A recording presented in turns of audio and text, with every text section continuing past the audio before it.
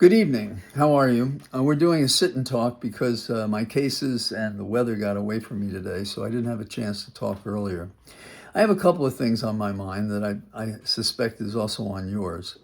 Looking at the White House as starters, we have a man in the Oval Office who is undeserving of the position, who has not occupied it in faith to the oath that he took his office, and nor to anything he said during the campaign that he promised would be what his regime would look like. But he did warn us. He warned us of him wanting to be a dictator. He warned us that he was going to be involved in retribution. He told us that he was just going to have his way. And the Republican Party has allowed him to have his way. And almost as bad, the Democrats have given him a clean bill of health. But people, through their groups, have gone to court, and the lower courts have been very responsive, and even the higher courts in some of the most controversial items.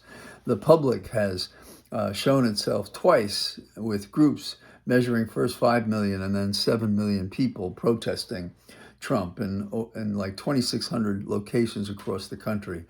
And we were joined by countries around the world, 17 to 20, I believe, who also demonstrated at rallies on the same day. So where are we standing? The East Wing is gone. It's just gone. Not an inch of it was going to be touched, according to Trump, but it's gone. That's who Trump is.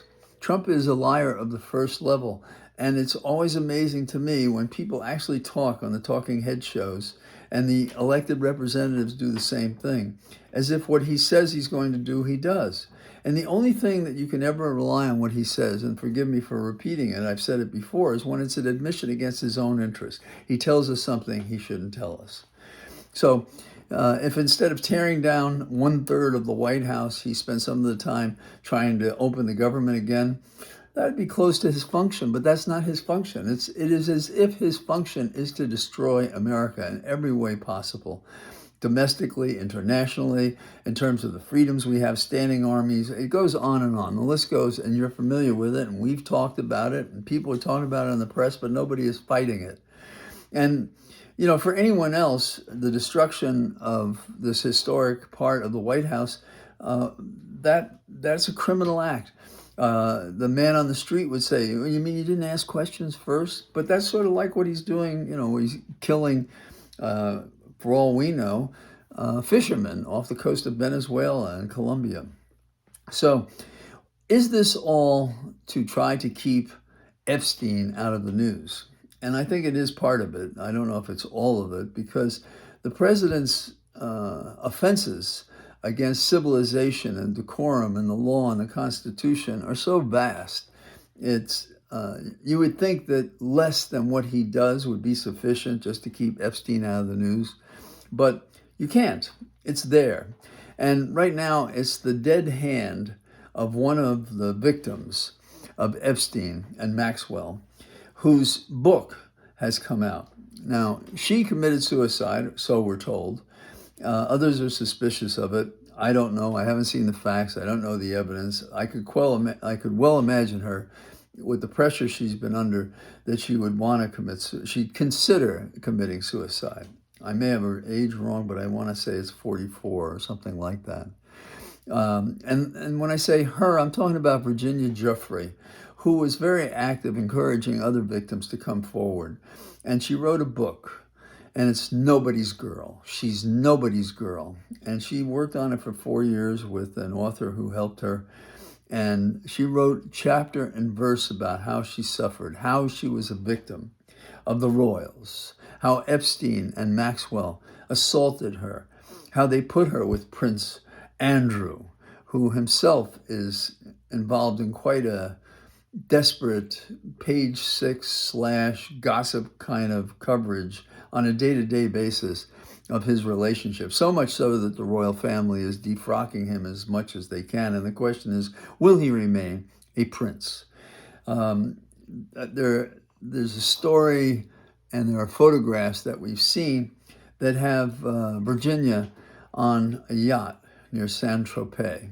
It's on the south of France. I was there a couple of times in my life when I was trying to do the continent as a young man between engineering school and Columbia Law School. So I've seen it. It was a sort of a glamorous place. And I suppose he thought that what was going on, Prince Andrew, that it was anonymous. And he's denied what cameras contradict.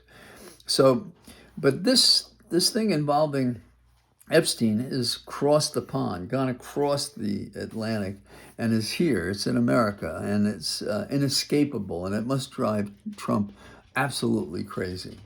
So the Epstein thing fits, I think, mostly in the category of my wheelhouse, which is something having to do with the law.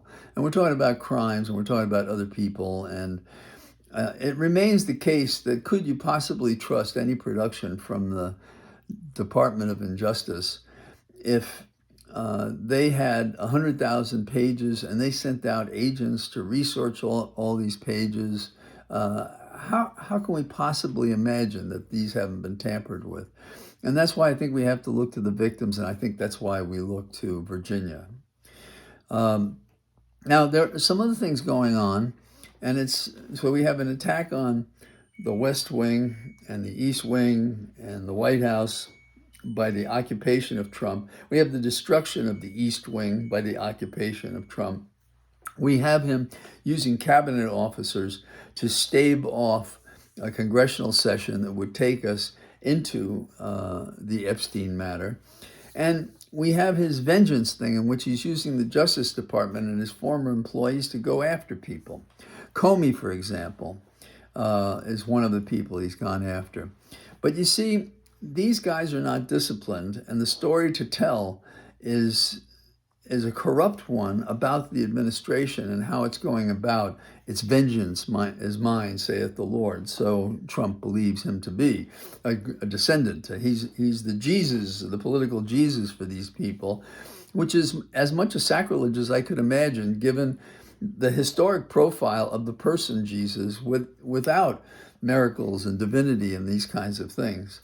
But it's a constant and overturning, never-ending story of lies. One truth is met with another lie and so forth, attack the person and so forth. But we're in a courtroom, and Comey is making motions, and he made a motion attacking the prosecution for the conflict that they have. That is, that it was a selective and vindictive prosecution. We have Trump telling us that.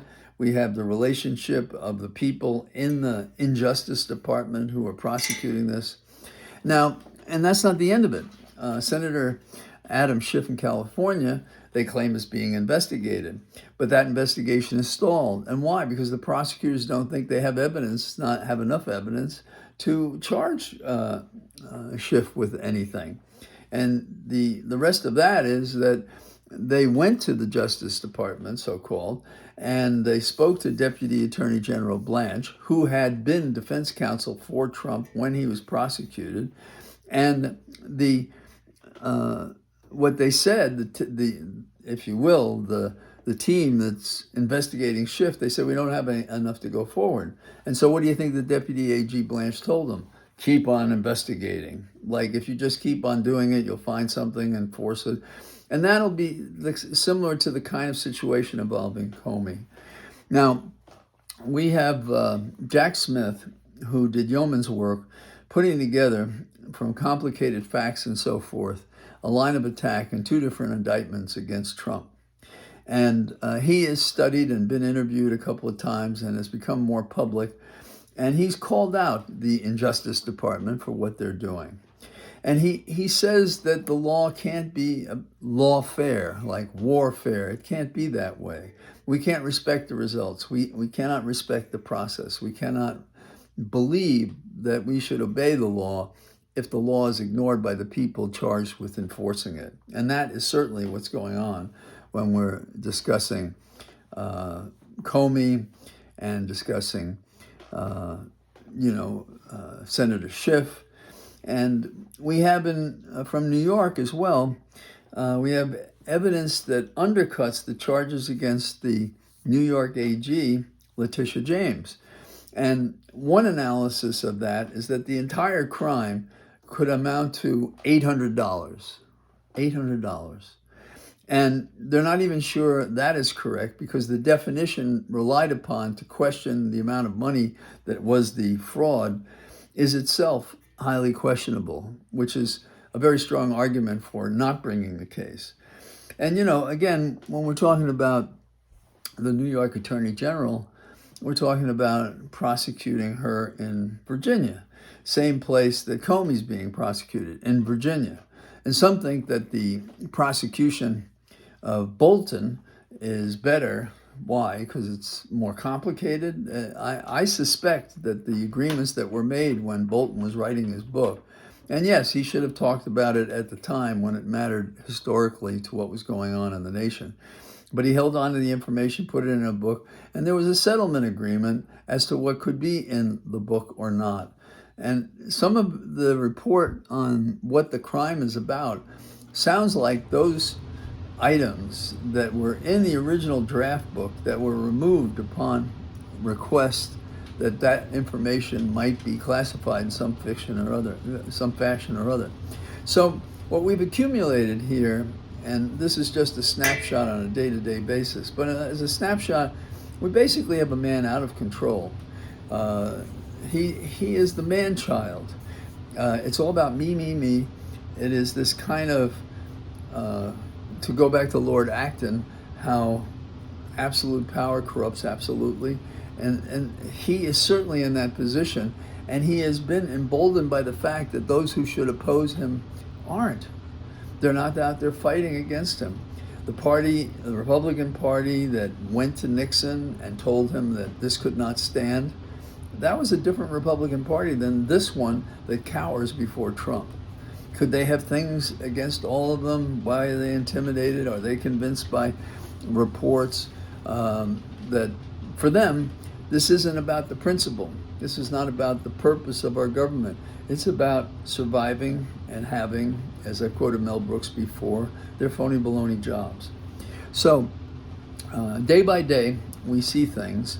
The vectors against the administration seem to be stronger. The emotional ones and the logical ones are in an extraordinary place after the demonstration on Saturday, No King, and the tearing apart 1/3 of the White House without so much as a say-so that, he had to do it or something, having said that he wouldn't do it. But that is Trump. And it must be aggravating to each of you, as it is to me, that anybody would spend a breath saying, doesn't he understand? Don't say that. He knows exactly what he's doing. And when we don't respond and we don't talk about sanctions against him, we are failing to protect and preserve our republic. So those are a couple of thoughts I have this evening. With any luck, I'll be out on the trail tomorrow in the daylight, and I'll talk to you then. Bye-bye.